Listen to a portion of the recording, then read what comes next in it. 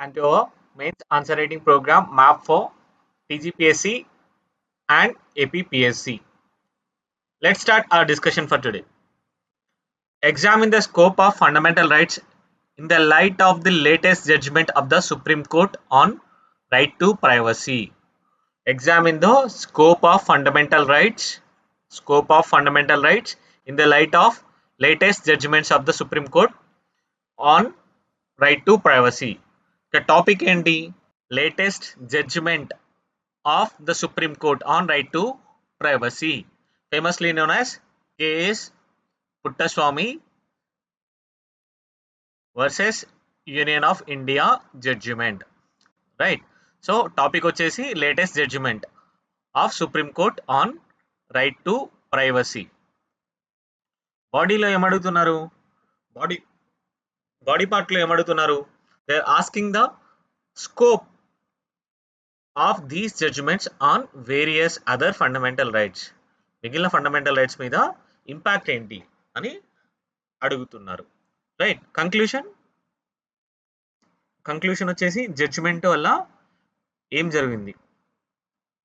Right. So what is the final takeaway in one word, that means in one sentence, right? So we have to discuss these things. So introduction వచ్చేసి same fundamental rights ఏదైతే ఉందో fundamental rights కి related introduction. They are enshrined in the part 3 of the Indian Constitution and their objective. What is their objective? Is to protect the liberties and freedoms of the citizens, to protect the liberties and to promote or to protect the freedoms of the citizens. These are essential for the growth of individual as well as the growth of the nation's progress. Growth of nation as well as nation's progress. Right. Next పెరాలో link పెరాలో వచ్చేసి right to privacy related ఏదైతే ఉందో దాని గురించి రాయండి. So right to privacy it was not explicitly mentioned in the constitution. Right. కాన్స్టిట్యూషన్లో ఎక్స్ప్లిసిట్గా మెన్షన్ చేయబడలేదు. బట్ సుప్రీంకోర్టు రీసెంట్ జడ్జిమెంట్ ద్వారా integral part of the constitution గా గుర్తించడం అనేది జరిగింది. కాన్స్టిట్యూషన్ లో అంతర్గత భాగంగా చెప్పడం అనేది జరిగింది. Same thing we are mentioning. It was not explicitly mentioned in the constitution, it has been recognized as integral part of the fundamental rights through the judgment and the significance of the judgment. What is the significance of the judgment? First thing first, it has recognized the privacy as a fundamental rights. ఇప్పటి వరకు ప్రైవసీని fundamental rights గా గుర్తించడం అనేది జరగలేదు. Case to case basis మీద judgements అనేవి వచ్చాయి, కానీ రైట్ టు ప్రైవసీ అనేది fundamental part of the fundamental right గా ఎప్పుడు గుర్తించలేదు. కానీ ఫస్ట్ టైం ఎక్స్ప్లిసిట్ గా ఫండమెంటల్ రైట్స్ లో భాగంగా చెప్పడం అనేది జరిగింది. రైట్ టు లిబర్టీ ఏదైతే personal Liberty and right to life ఏదైతే ఉందో దానిలో అంతర్గత భాగంగా చెప్పడం అనేది జరిగింది. దాని ద్వారా ఏదైతే ఫ్రీడమ్స్ ఉన్నాయో ఆ ఫ్రీడమ్స్ లో ఒక భాగంగా గుర్తించడం అనేది జరిగింది. పార్ట్ 3లో ఇండివిజువల్ ఫ్రీడమ్స్ అనేది మెన్షన్ చేయడం జరిగింది. ఆ ఇండివిజువల్ ఫ్రీడమ్స్ లో భాగంగా గుర్తించడం అనేది జరిగింది. It has been recognized as an intrinsic part of right to life and personal liberty under the Article 21 of the Constitution. At the same time, it has been recognized as the freedoms guaranteed by the Part 3 of the Constitution. Right. So, second ఏం జరిగింది? It has enlarged the scope of privacy. Privacy అనేది ఏదైతే ఉందో ఆ element దాన్ని enlarge చేసింది. దాని యొక్క స్కోప్ ని ఎన్లార్జ్ చేయడం జరిగింది. ఎర్లియర్ ప్రైవసీ అని అంటే it was only related to the information, personal information. Right. But ఈ రైట్ టు ప్రైవసీ వచ్చిన తర్వాత ఏదైతే స్కోప్ ఉందో, ప్రైవసీ యొక్క స్కోప్ ఉందో దాన్ని ఎన్లార్జ్ చేయడం అనేది జరిగింది. It has not only included the information but bodily autonomy, personal data protection and the information privacy as well. It has included both private and personal lives, personal and as well as private lives. So at the same time it has protected individuals right to take the decisions without undue interference from the state as well as non-state actors. It has protected individuals decision making capability without undue interference from the state as well as the non-state actors. Right. So privacy యొక్క scope ని కూడా enlarge చేసింది. At the same time, limitations as well as reasonable restrictions. Right. So జడ్జిమెంట్లోనే privacy అనేది absolute రైట్గా గుర్తించడం లేదు అని చెప్పారు, రైట్. సో ఏదైతే ఒక లా తీసుకొచ్చి ఆ లా ద్వారా ప్రైవసీని కట్టేల్ చేయవచ్చు అని చెప్పారు. Provided the law has to B fair, just and reasonable. Fair, just and reasonable. At the same time, at the same time, the law has to be backed by the legality. That means law అనేది ఖచ్చితంగా ఏదైతే restrictions ఉన్నాయో ఆ restrictions అనేవి లా ద్వారా backing ఉండాలి, right. So legality అనేది తప్పనిసరి. ఎట్ ద సేమ్ టైం ఈ రిస్ట్రిక్షన్ అనేది తప్పనిసరి అయి ఉండాలి. There has to B necessity. At the same time proportionality, right. LPR condition అనేది ఉండాలి. Legality, at the same time necessity and proportionality. So it has affirmed that right is not absolute. Right is not absolute. It can be restricted by a law. However, that law has to be fair, just, and reasonable. And at the same time, it has brought in threefold requirement. Threefold requirement for curtailing for or restricting the privacy. Right to privacy. What are these conditions? First thing first, legality. Any restriction that is aiming to impose a limitation on the privacy should be backed by a law అనేది ఖచ్చితంగా ఉండాలి. At the same time, there has to be a necessity. Without necessity అంటే తప్పనిసరిగా ఉండాలి. So necessary for the legitimate aim. At the same time, proportionality. The restriction must be in proportionate to the aim that wanted to be achieved, that sought to be achieved. So ఏదైతే ఉందో ఈ three fold criteria అనేది కంపల్సరిగా ఉండాలి. At the same time, what are the implications of the judgment? First thing, so it has covered wide range of aspects, starting from the governance, policy making, and individual freedoms. It has touched upon many aspects such as governance, policy making, and individuals' freedoms. First thing first, data protection and the privacy law. ఇప్పటి వరకు data protection లా bill ఏదైతే ఉందో data protection bill కి తీసుకురావడానికి it has acted as a force, right. So it has acted as a force to bring in the data protection bill, and at the same time to regulate and process the personal data and the safeguarding individuals privacy in the digital domain. Second thing, Aadhaar and welfare schemes.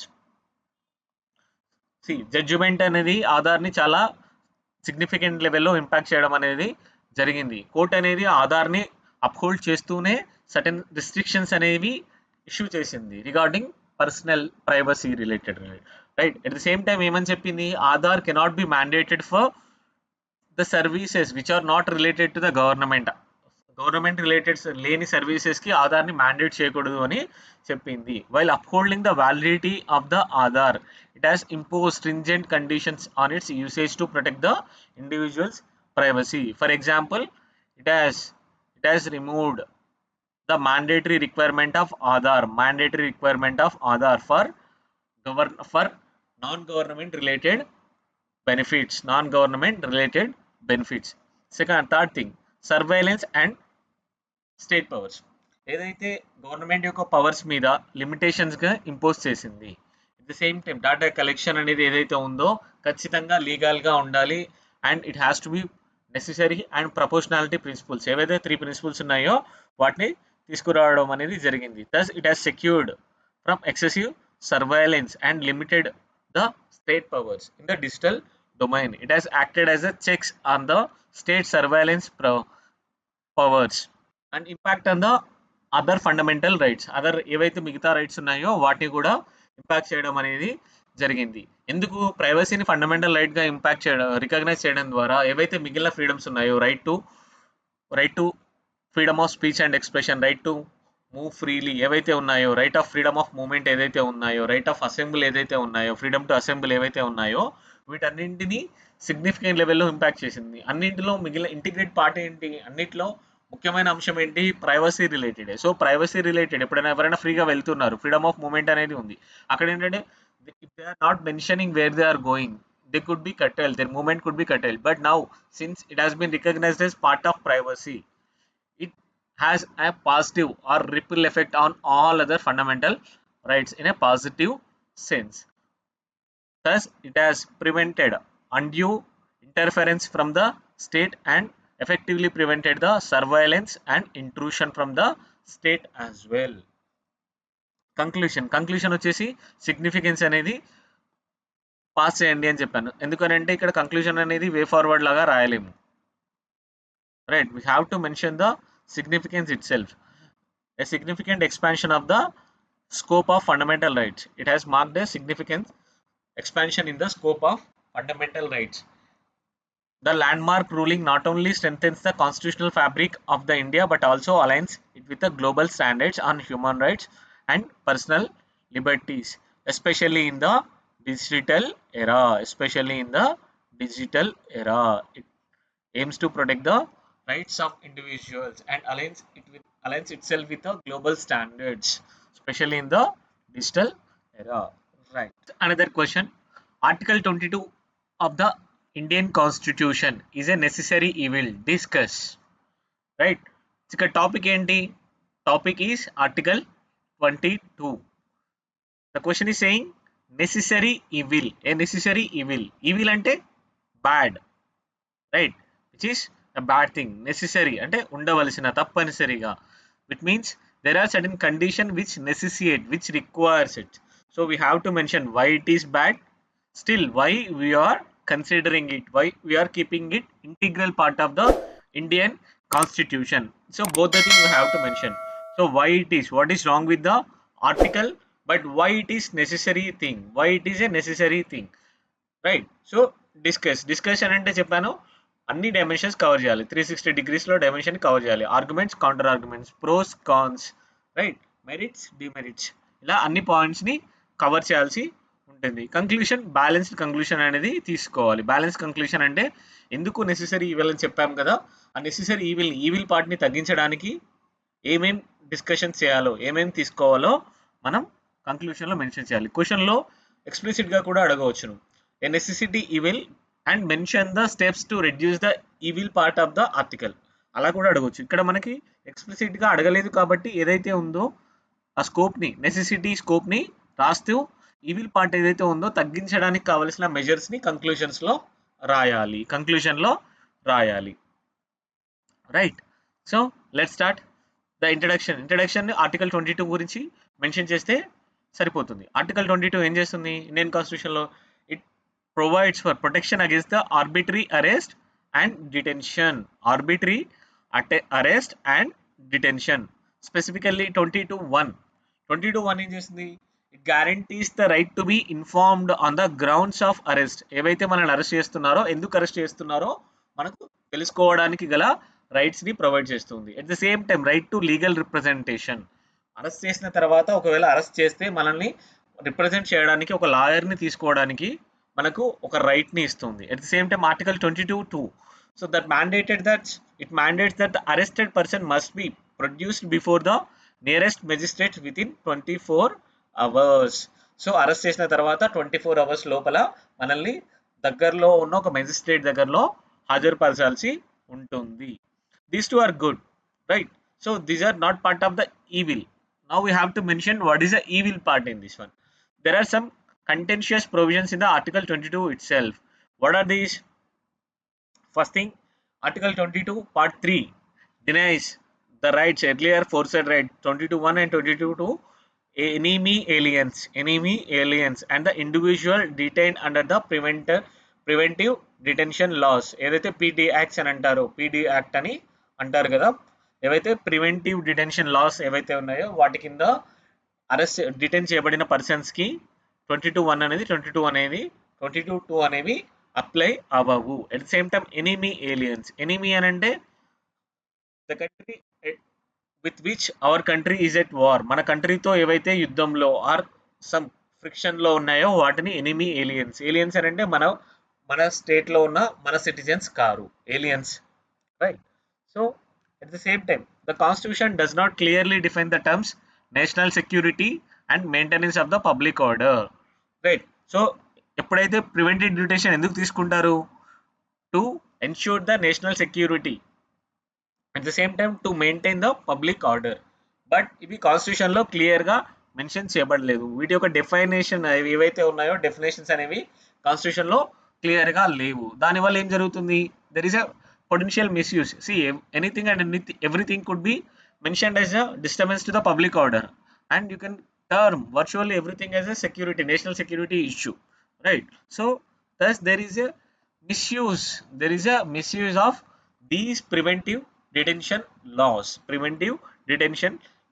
At the same time, there is a principle, guilty prove అయ్యేంత వరకు ప్రతి ఒక్కరు innocent అనేది ఒక legal principle ఉంటుంది.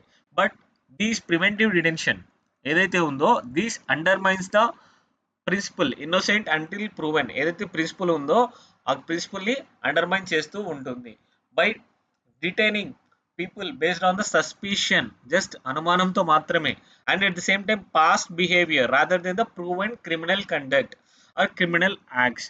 ఏవైతే criminal acts వాళ్ళు చేయకున్నా కూడా just mere suspicion and the behaviour, past behaviour మీద పర్సన్స్ని డిటైన్ చేయవచ్చు, right? So these things are undermining the individual liberties, right?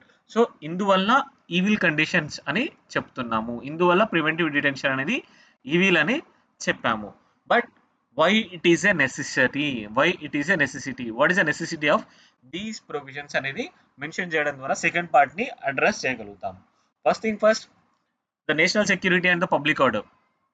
BR Ambedkar garu చెప్తారు కాన్స్టిట్యూట్ అసెంబ్లీలో, ఎప్పుడైనా ప్రతి ఒక్క అథారిటీ ఏదైతే ఉంటుందో అథారిటీకి నేషనల్ సెక్యూరిటీని అండ్ పబ్లిక్ ఆర్డర్ని సేఫ్ గార్డ్ చేయడానికి కావాల్సిన పవర్స్ అనేవి ఉండాలి అని చెప్పారు. ఎందుకు అనంటే స్టేట్ అనేది చాలా డైవర్స్ స్టేట్ అనేది, మనది కంట్రీ అనేది చాలా డైవర్స్గా ఉంటుంది, సెసెషనిస్ట్ మూమెంట్స్ ఉంటాయి అండ్ నాన్ స్టేట్ యాక్టర్స్ అనే వాళ్ళు యాక్టివ్గా ఉండే ఛాన్సెస్ ఉన్నాయి. సో వీళ్ళని ఎఫెక్టివ్గా డీల్ చేయాలంటే ఖచ్చితంగా మన దగ్గర ఇలాంటి ఆర్మ్స్ అనేవి ఉండాలి. I mean state should be equipped with the special arms in the sense these kind of powers like 22(3) ఉండాలి అని చెప్పడం జరిగింది, right? To effectively deal with the secessionist movements and the non state actors like Naxalism is there, right? So ఏవైతే ఇలాంటి activities ఉన్నాయో యాక్టివిటీస్ని ఎఫెక్టివ్గా control చేయడానికి, at the same time to protect the public order and national సెక్యూరిటీకి PD అనేది అవసరం అని చెప్పడం జరిగింది. At the same time there is a judicial support.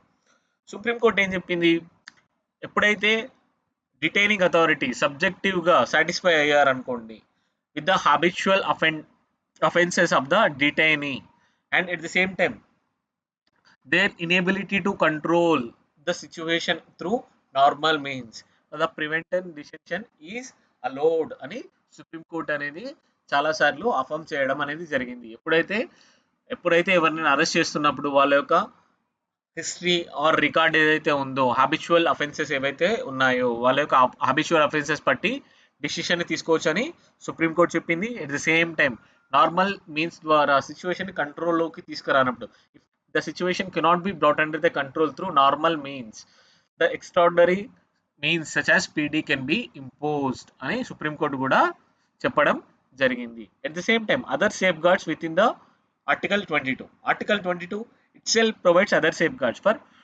limitation on the duration of the detention, right? Certain grounds 6 months or 3 months detention అనేది ఒక limitation అనేది ఉండడం జరిగింది. At the same time there has to be mandatory communication on the grounds of detention. A grounds మీద detain చేస్తున్నారో ఆ grounds ని కూడా తప్పనిసరిగా చెప్పాల్సి ఉంటుంది, right? At the same time there is an opportunity for the person to be represented in the court against the detention order. ఎప్పుడైతే ఎవరైతే పర్సన్ అరెస్ట్ చేస్తున్నామో వాళ్ళని లీగల్గా రిప్రజెంట్ చేసే అవకాశం కూడా కల్పిస్తున్నారు. సో ఈ సేఫ్ గార్డ్స్ కూడా ఉండడం వల్ల నెసెసిటీగా ఉంటుంది, రైట్? సో ఈ సేఫ్ గార్డ్స్ ఉండడం వల్ల. సో కంక్లూషన్ ఏం రాయాలి చెప్పాను కదా, there has to be balance conclusion in this one. Balanced conclusion. So in a diverse and complex country like India, where internal and external threats are a constant concern, the idealism of individual freedom must be balanced with the realism of maintaining national security and public order. India అనేది చాలా divorce country, India అనేది divorce అనేది complex country.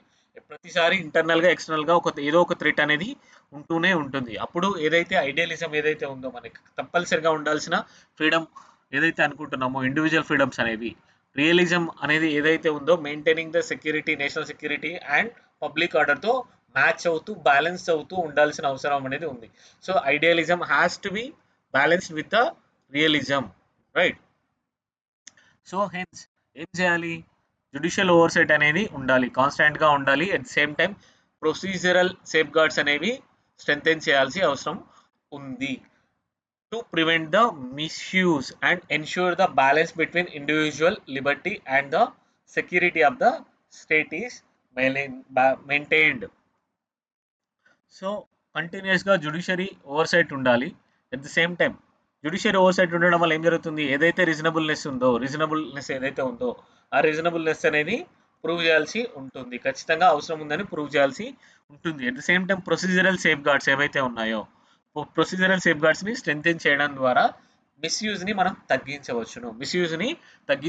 Thus ensuring the balance between the individual liberties and the state of the security, right? Conclusion అనేది బ్యాలెన్స్డ్గా రాయాలి. ఇలా ఎప్పుడైతే కంటెన్షియస్గా అడుగుతున్నారో అలాంటి క్వశ్చన్స్లో వచ్చినప్పుడు, ఇష్యూ బేస్ మీద వచ్చినప్పుడు, కంటెన్షియస్గా వచ్చినప్పుడు ఆన్సర్ అనేది బ్యాలెన్స్డ్గా ఉండాలి. At same time specially conclusion అనేది చాలా చాలా బ్యాలెన్స్డ్గా ఉండాలి. It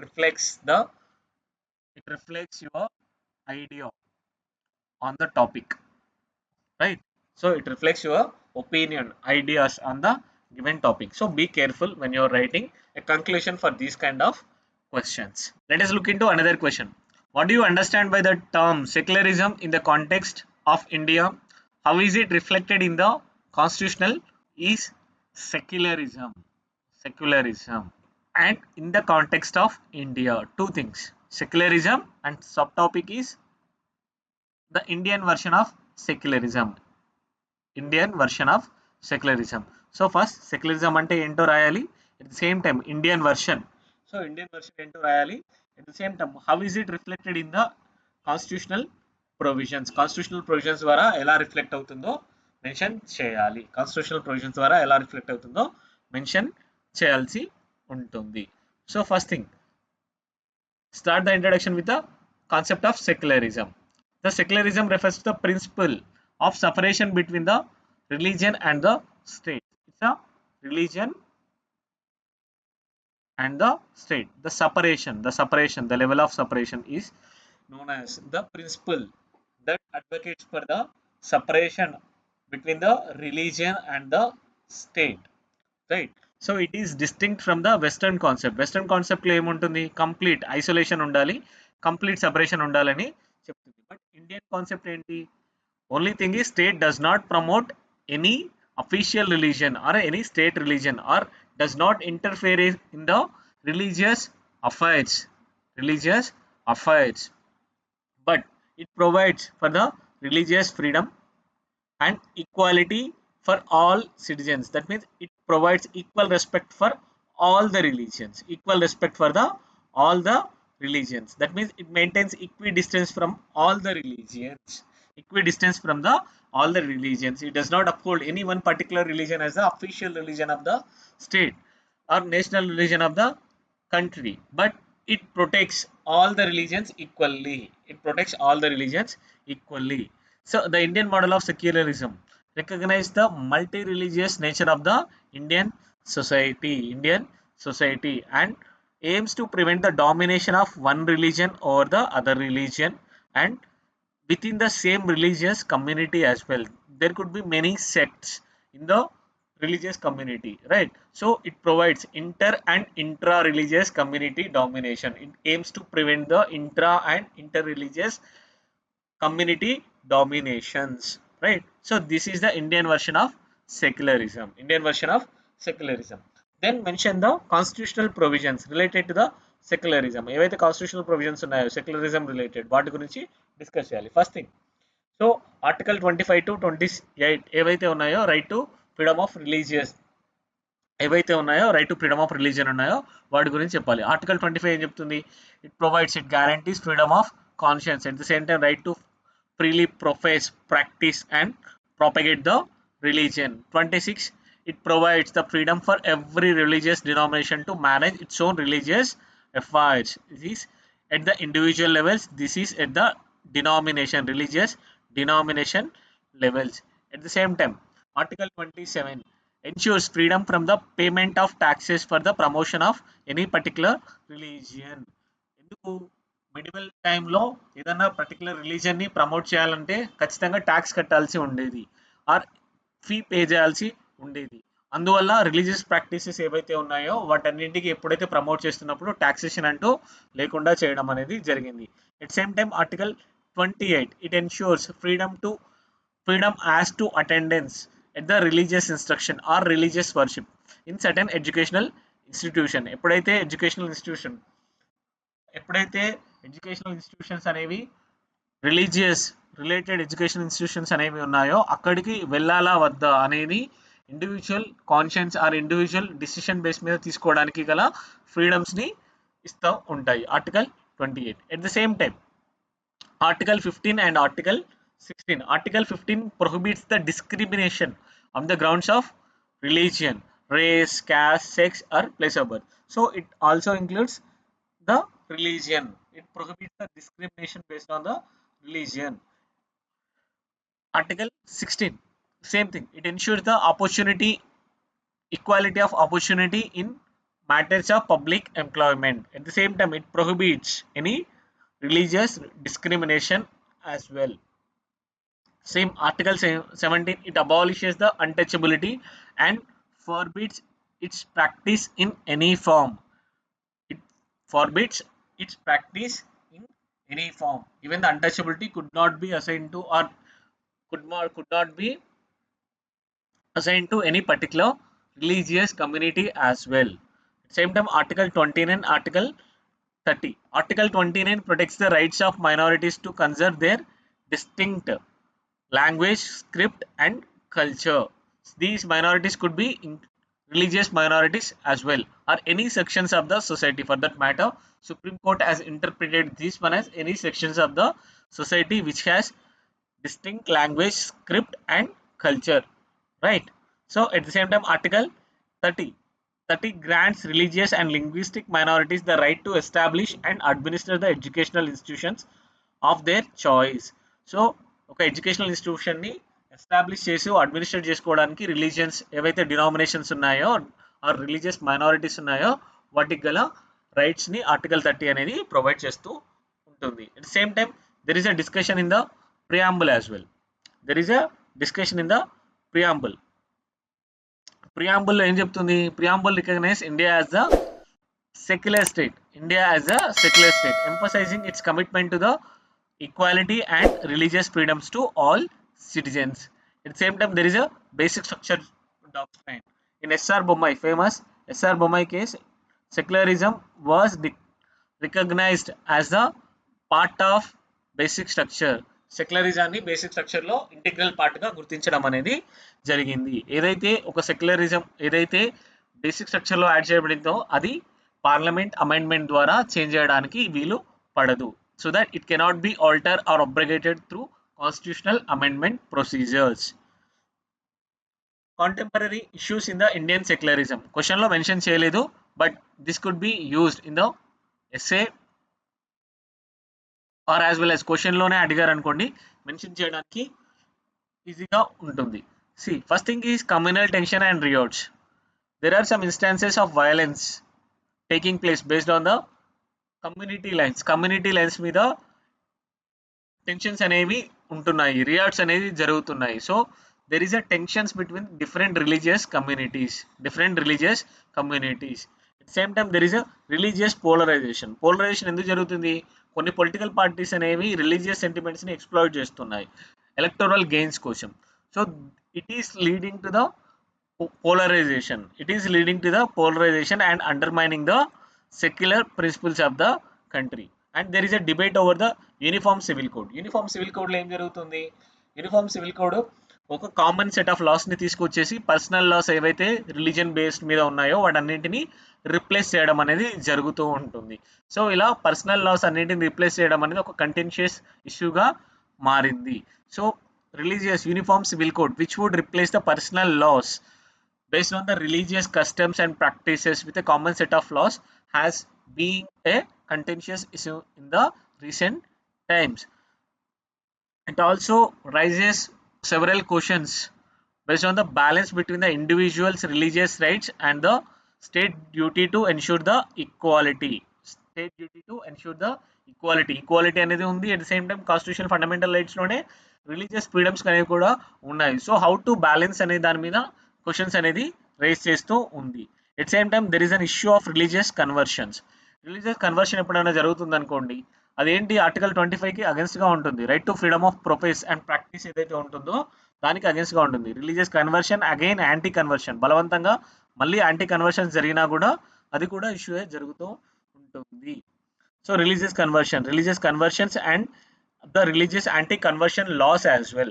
So they are posing a challenges to the constitutional guarantee of right to propagate the religion. At the same time, there is an interference of the state in the religious practices like regulation of temple activities or administration and banning some religious activities. It is leading to the interference of state in the religious activities, thus violating the principles of secularism. Right. Another issue is minority rights. ఎప్పుడైతే minority rights ఒక particular కమ్యూనిటీని target చేస్తున్నారు అనుకోండి, ఒక particular community అనేది target చేయబడుతుంది, particular community మీద attacks జరుగుతున్నాయి based on their religious identity, that is also and issue. Minority rights అనేవి అండర్మైన్ చేయబడుతున్నాయి. There are instances of mob lynching and discrimination against certain religious minorities. This is also being a concern. There is a growing phobia about certain communities in the society, which is also against the principles of secularism. Right. So now we have to conclusion అనేది ఇక్కడ కూడా చాలా బ్యాలెన్స్గా తీసుకోవాలి.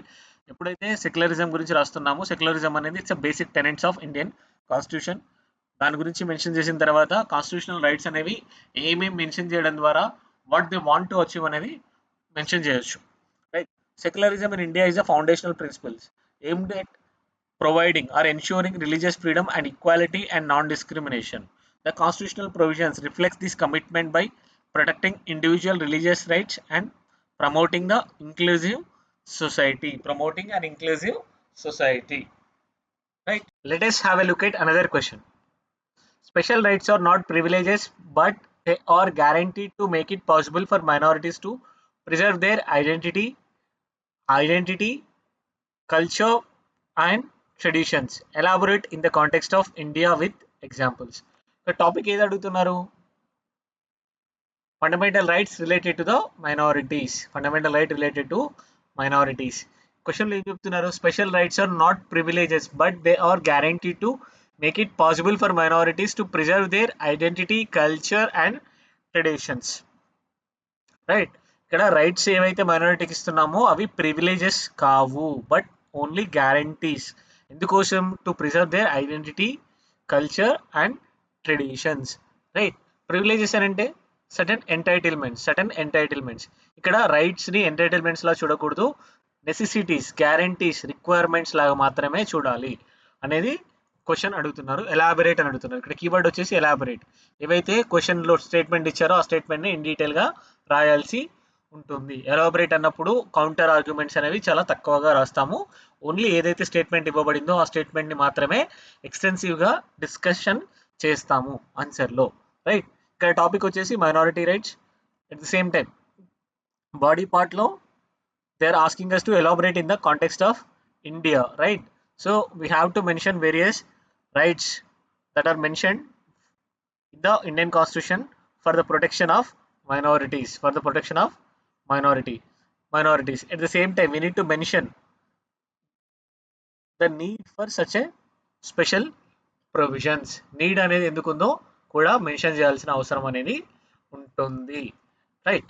So first thing first, what is the need? In any democracy, majority has the tendency to overlook the interest of the minorities. There is a potential for majoritarian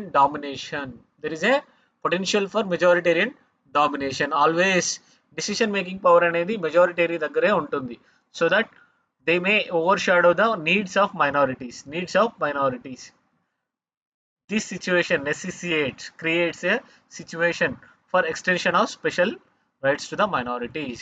మెజారిటేరియన్లో ఎప్పుడైతే డెమోక్రసీలో majoritarian డామినేషన్స్కి scope ఉంటుంది. అలా ఉండడం వల్ల మైనారిటీస్ యొక్క ఇంట్రెస్ట్ని overlook చేసే అవకాశం ఉంటుంది. ఇందువల్లనే వాళ్ళకి స్పెషల్ రైట్స్ అనేవి ఇవ్వాల్సిన అవసరం అనేది ఉంటుంది. These rights are not designated as a privileges but are essential measures to preserve their identity, culture and tradition. Right. So ఇది మనం జస్టిఫై చేస్తున్నాం. In the context of India ఏమేమి చేసాము? There are extensive rights for citizens and exclusive rights for minorities as well. Exclusive rights for protection of minorities as well. ఎందుకోసం ఇవ్వడం జరిగింది ఇవి? To create a sense of security among minority communities and thus making them equal parts of Indian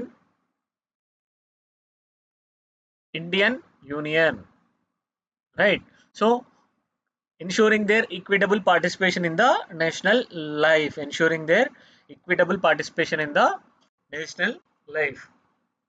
Right. So need for special rights for minorities. First thing is preventing the majoritarian domination. In a democracy, often majorities' interests overshadow the interest of minorities. These special rights prevent the marginalization of minority communities. What is the meaning of marginalization? Right. మనకు ఒక answer sheet అనేది ఉంటుంది. Margins ఉంటాయి. Margins పక్కన రాసిన వాటిని consider చేయము, ఎవాల్యుయేషన్కి consider చేయము. అలానే అంటే వీటిని పరిగణలోకి తీసుకోవట్లేదు. సిమిలర్లీ సొసైటీలో ఏవైతే మెజారిటీ ఇలా ఉందో, మెజారిటీ సెక్షన్స్ ఇక్కడ ఉంటారు, మైనారిటీ సెక్షన్స్ అనేవి ఫ్రింజెస్లో ఉంటారు. సో వీళ్ళ ఒపీనియన్ అనేది డిసిషన్ మేకింగ్లోకి పరిగణలోకి తీసుకోబడదు. These opinions are not counted for decision making purpose. Thus, we are calling this as marginalization. Marginalization meaning their voice is not heard in the decision making process. Right. So at the same time, preserving the cultural identity. Minorities have their own distinct cultural and linguistic religious identities. Right. So these contribute to the national diversity. These special rights are needed to protect and promote these diversities. See, minorities అన్నప్పుడు ఎప్పుడైనా linguistic minorities ఉండొచ్చు, religious minorities ఉండొచ్చు. వీళ్ళకి special or unique cultural traditions అనేవి ఉండే ఆస్కారం ఉంటుంది. So special provisions ఇవ్వడం ద్వారా we are creating such an enabling environment for protection of these unique traditions, thus contributing to the rich heritage of Indian diversity. Right. Another thing is ensuring the equal opportunities. Equal opportunities అనేది ఇవ్వడం అనేది కాన్స్టిట్యూషన్లోనే mention చేయబడింది. Article 15 and Article 16. To be precise, Article 16 gives the equality of opportunities. So without any special protection, minorities may face some systematic barriers to access the education, employment and other opportunities. Special provisions create చేయలేదనుకోండి, minorities they may have separate linguistic languages, separate language అనేది ఉండొచ్చు వాళ్ళకి. Thus they may not be able to understand the mother tongue of other people, or for that matter English language itself. So వాళ్ళకి special provisions ఇవ్వడం, స్పెషల్గా ఎడ్యుకేషన్ని establish చేయడం అనేది చాలా అవసరం for creating equal opportunities, for them to participate in the employment and to avail the education. Right. So అందుకోసం అనేది స్పెషల్ ప్రొటెక్షన్ అనేది ఇవ్వడం జరిగింది. So what are the provisions that are mentioned in the constitution? First thing first, Article 14. Article 14 provides for equality before the law and equal protection of law for all citizens. This prevents legalized discrimination against minorities. Right. So equal protection of laws చేయడం ద్వారా ఏవైతే minorities ఒకవేళ ఏమైనా discriminatory law వచ్చాయనుకోండి, so వాటిని nullify చేసే chances అనేది ఉంటుంది. So there is equal protection of laws for everyone. Right. So it is preventing the legalized discrimination against the minorities. Very, very important. Article 14 itself. Article 15 and 16. We have seen this one already. Prohibition of discrimination on the grounds of religion, race, caste, sex, place of birth, thus ensuring the equal access to public resources as well as opportunities. See, these people could belong to any of these particular subcategory. Right. So we are preventing the discrimination based on these factors as well. Next thing is Article 29. Article 29 grants any sections of the citizens having a distinct language or script or culture to protect and conserve the same. ఎవరికైతే ఒక distinct language అనేది ఉంటుందో, script ఉంటుందో, culture ఉంటుందో, ఆ కల్చర్ని protect చేసుకోవడానికి, లాంగ్వేజ్ని protect చేసుకోవడానికి, స్క్రిప్ట్ ప్రొటెక్ట్ చేసుకోవడానికి స్పెషల్ రైట్స్ అనేవి ఇవ్వడం జరుగుతూ ఉంటుంది. Article 29. This is not only for minorities but for any sections of citizens of the country. Another thing is article 30. Article 30 provides for religious and linguistic minorities the right to establish and administer educational institutions of their own choice. ఎవరైతే religious minorities ఉన్నారో and linguistic minorities ఉన్నారో వారికి వారి యొక్క education ఇన్స్టిట్యూషన్ని establish చేసుకోవడం కోసం and వాటిని administer చేసుకోవడం కోసం ప్రత్యేక హక్కులను కల్పించడం జరిగింది under article 30. So specific articles for linguistic minorities. Article 347 empowers the president to recognize a language as the official language of the state if substantial portion of the population desires it. ఒక population అనేది తగినంత population అనేది ఒక లాంగ్వేజ్ని state లాంగ్వేజ్గా గుర్తించాలన్నప్పుడు article 347 ద్వారా president దాన్ని state లాంగ్వేజ్గా గుర్తిస్తారు, official language of the స్టేట్గా గుర్తిస్తారు. And another thing is article 350. This allows individuals to submit grievances to the union or state authorities in any language used in the state or union. ఒక particular language అనేది prescription చేయడం ద్వారా మిగిలిన వాళ్ళందరికీ negative అయ్యే chances ఉంటుంది. కానీ article 350 ఏం చెప్తుంది, వారి యొక్క గ్రీవెన్సెస్ అనేది ఏ లాంగ్వేజ్లో అయినా కూడా, ఎనీ లాంగ్వేజ్లో కూడా యూనియన్కి ఆర్ స్టేట్కి సబ్మిట్ చేయవచ్చును. At the same time article 350 mandates facilities for instruction in the mother tongue at the primary stage of education. Like mother టంగ్లో ఎడ్యుకేషన్ ఇవ్వాలి ప్రైమరీ స్టేజ్లో అనేది ఆర్టికల్ 350 మెన్షన్ చేయబడుతుంది. దీని ద్వారా మైనారిటీస్ ఎవరైతే ఉన్నారో వారి పిల్లలకి వారి యొక్క మదర్ టంగ్లో ఎడ్యుకేషన్ ఇవ్వడానికి ఆస్కారం ఉంటుంది. Like another thing is article 350B. This provides for special officer for linguistic minorities to investigate the grievances and ensure implementation of safeguards. Special officer అనేది మైనారిటీస్ కోసం క్రియేట్ చేయబడుతుంది. ఎందుకోసం, ఏవైనా వాళ్ళకి గ్రీవెన్సెస్ ఉంటే వాటిలోకి ఎంక్వైరీ చేయడానికి, at the same time safeguards ఏవైతే ఉన్నాయో రికమెండ్ చేయడానికి, వాటిని ఇంప్లిమెంట్ చేయడానికి ఒక స్పెషల్ ఆఫీసర్ని క్రియేట్ చేయడానికి స్కోప్ ఉంటుంది ఆర్టికల్ 350B కింద. There are several examples of government policies and institution. First thing first, national commission for minorities NCM. This has been established to safeguard and promote the interest of minorities and National Commission for Minority Educational Institutions. This provides educational rights of minorities are protected. This ensures that educational rights of minorities are protected. Another thing is National Minorities Development and Finance Corporation. This provides for financial assistance for the economic and development of the minorities. First thing is for protect the interests of minorities as a whole. Second thing is educational rights, and third thing is for development of the minorities. There are various government schemes as well for the development of minorities. First thing, Prime Minister's new 15-point program for welfare of minorities. This focuses on the enhancing opportunities for education. First, education ni ఎలా అందించాలి అన్న దాని మీద focus చేస్తుంది, educational aspects మీద ఎక్కువగా focus చేస్తుంది. Educational aspects ఎక్కువగా వచ్చినప్పుడు ఏం జరుగుతుంది, ఎంప్లాయబిలిటీ వస్తుంది త్రూ స్కిల్ ఫార్మేషన్ ద్వారా. ఆ తర్వాత ఎకనామిక్ యాక్టివిటీస్లో పార్టిసిపేట్ చేస్తారు, ఎర్నింగ్ వస్తుంది, పర్చేసింగ్ పవర్ పెరుగుతుంది, thus they improve their societal status as well, right? This cycle is also very important. Another scheme is Nayi Manzil. This aims to provide education and skill training to the minority youth. Nayi Manzil దేని మీద focus చేస్తుంది, education మీద, skill training మీద focus ఎక్కువగా చేస్తూ ఉంటుంది. Another thing is Ustad seeks to upgrade the traditional arts and crafts and ensure the preservation of traditional skills of the minorities. ఏవైతే traditional arts ఆ క్రాఫ్ట్స్ ఏవైతే నాలెడ్జ్ ఉందో ఆ నాలెడ్జ్ని ప్రిజర్వ్ చేయడం ద్వారా, ప్రొటెక్ట్ చేయడం ద్వారా, ప్రమోట్ చేయడం ద్వారా వారి యొక్క స్కిల్స్ని అప్గ్రేడ్ చేయడం జరుగుతుంది. ఎట్ ద సేమ్ టైం వారికి ఎంప్లాయ్మెంట్ ఆపర్చునిటీస్ క్రియేట్ చేయడం జరుగుతూ ఉంటుంది ఉస్తాద్ స్కీమ్లో. హమారీ ధారోహర్లో ఏం చేస్తారు, ఏవైతే మైనారిటీస్ యొక్క రిచ్ హెరిటేజ్ ఉందో దాన్ని ప్రొటెక్ట్ చేయడానికి ప్రియారిటీ ఇస్తారు. అమారి దారోహో. Right, these are various schemes and policies aimed at uplifting the marginalized minority sections of the society, minorities of the society. Conclusion ఏం రాయాలి? స్పెషల్ రైట్స్ అనేవి నిజంగానే రైట్స్ అనేవి ప్రివిలేజెస్ కాదు, గ్యారంటీస్ అనే దానికి జస్టిఫికేషన్ మెన్షన్ చేయాలి. See, special rights and protections granted to the minorities are not privileges but the necessary measures to ensure their identities, cultures and traditions are protected. The effective implementation of these rights is essential for maintaining the inclusive, pluralist social fabric and promoting the unity in diversity. Promoting the unity in diversity. See, conclusion అనేది always అనేది చాలా బ్రాడ్గా ఉండాలి, చాలా బ్రాడ్గా ఉండాలి. Right, ఇటువంటి వాటిలో కంక్లూజన్ అనేది చాలా బ్రాడ్గా ఉండాలి. We are mentioning the need in just one line. So, in maintaining the inclusive, pluralistic social fabric and promoting the unity in diversity,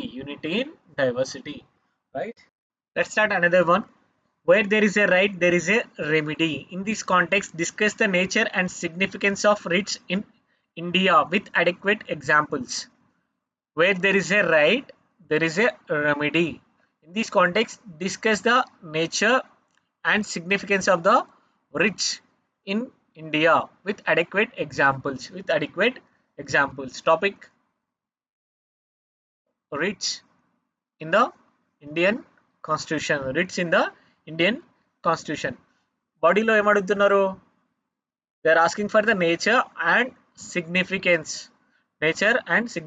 of writs in India along with the examples. Topic వచ్చేసి writs.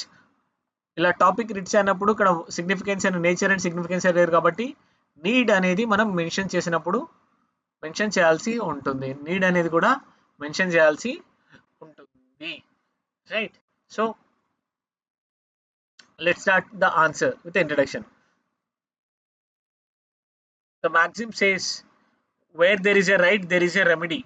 It highlights the legal rights must be accompanied by means to enforce them. Legal rights ఏవైతే ఉన్నాయో వాటిని enforce చేయడానికి తగిన mechanism అనేది కూడా ఉండాలి అని తెలియజేస్తుంది.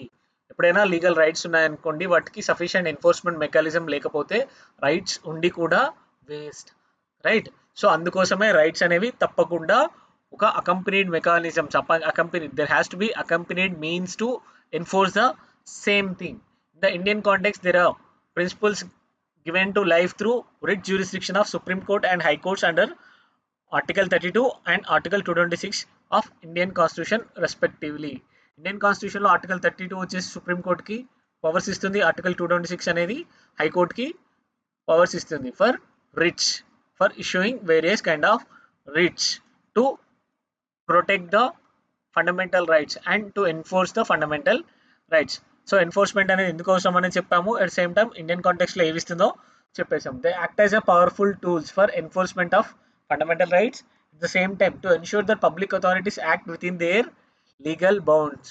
ఫండమెంటల్ రైట్స్ని ఎన్ఫోర్స్ చేయడానికి యూజ్ అవుతుంది. అట్ ద సేమ్ టైం ఎప్పుడైతే గవర్నమెంట్ ఆర్ పబ్లిక్ అథారిటీస్ ఉన్నారో వాటి యొక్క జ్యూరిస్డిక్షన్లో మాత్రమే పనిచేయడానికి కావాల్సిన అథారిటీ ఒక లిమిటేషన్ని ఎస్టాబ్లిష్ అనేది చేస్తూ ఉంటుంది. They limit the power of the government as well, the political authorities, right? So there are various kinds of writs in the Indian Constitution. First thing is habeas corpus, meaning enti to have the body, like body ni తీసుకొని రావడం, to produce the individual person. ఎవరికి issue చేస్తారు? To produce a person who has been detained unlawfully before the court, thus safeguarding the individual liberty against illegal detention. So ఒక person ఎవరైతే అన్లాఫుల్గా detain చేయబడ్డారో వారిని court ముందు హాజరుపరచమని చెప్పడం జరుగుతుంది. దీని ద్వారా ఏం చేస్తున్నారు? ఎవరైతే ఇల్లీగల్గా డిటెన్షన్ చేయబడ్డారో వారి యొక్క రైట్స్ని, లిబర్టీస్ని ప్రొటెక్ట్ చేయడం అనేది జరుగుతుంది. To have the body, that means to produce a person who has been detained illegally or unlawfully before the court. Right, examples ఏముంది? Recent Jammu Kashmir reorganisation act ఎప్పుడైతే 2019లో జరిగిందో ఆ తర్వాత చాలా మందిని డిటెన్షన్ చేయడం అనేది జరిగింది.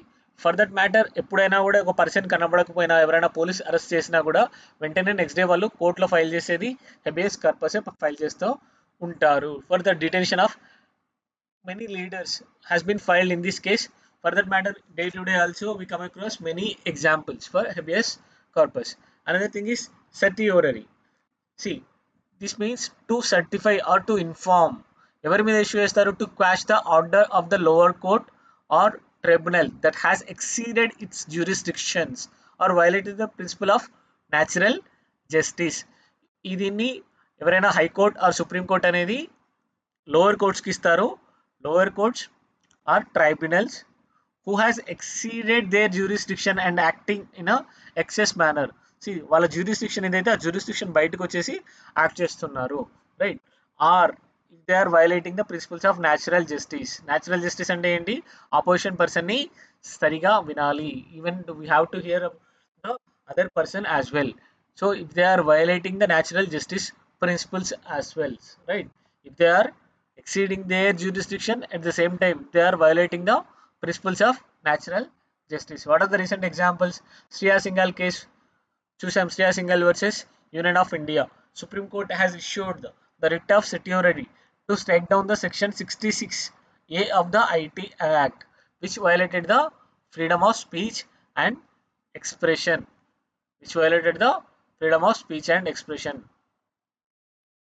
So another thing is prohibition. Prohibition is to forbid, to prevent someone, right?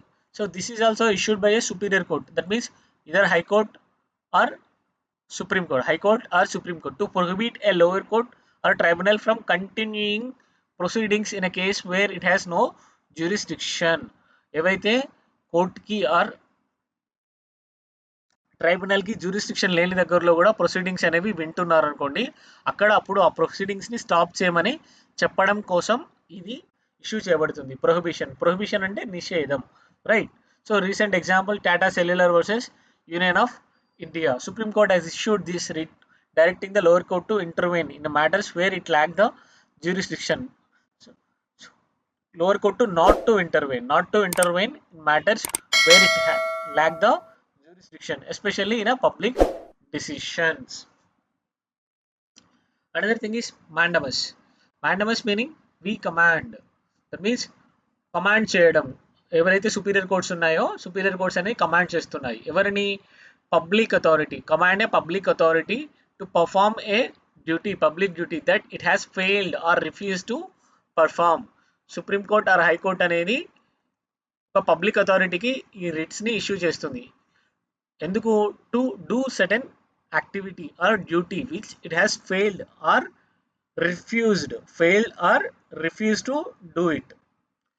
Either fail అయినా అవ్వాలి, లేదంటే చేయము అని చెప్పినప్పుడు పబ్లిక్ అథారిటీకి సుపీరియర్ కోర్ట్స్ అనేవి ఇష్యూ చేయడం జరుగుతుంది. Mandamus meaning we command, we order, right?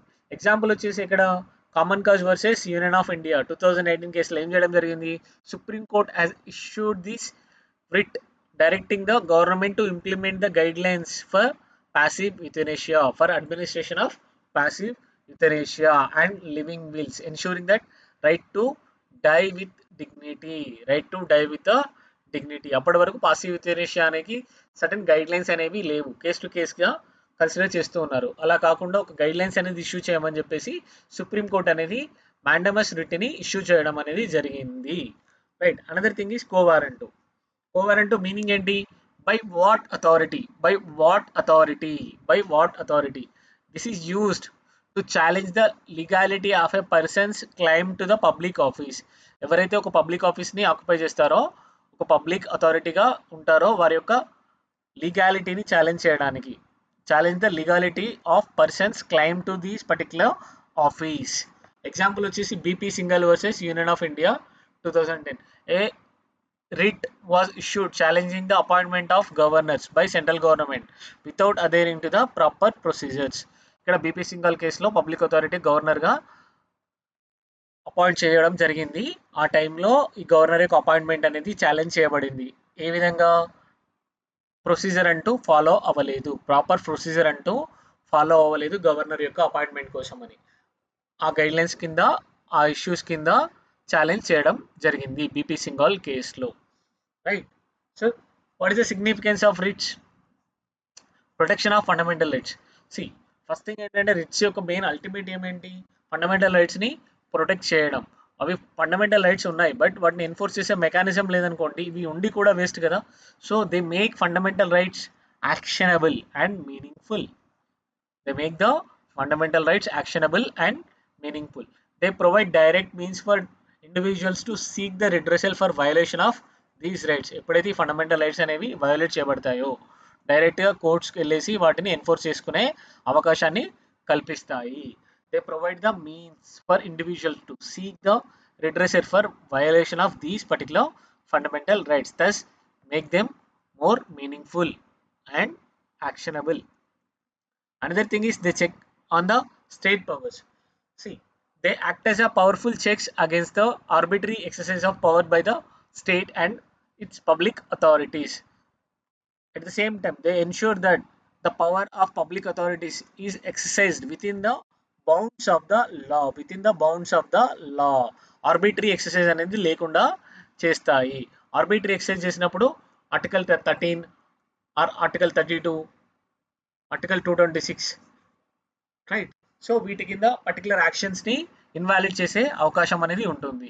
So they act as the limitation upon the power of the state. So state యొక్క పవర్ని లిమిట్ చేయడానికి యూజ్ అవుతూ ఉంటుంది. Same time for judicial interpretation.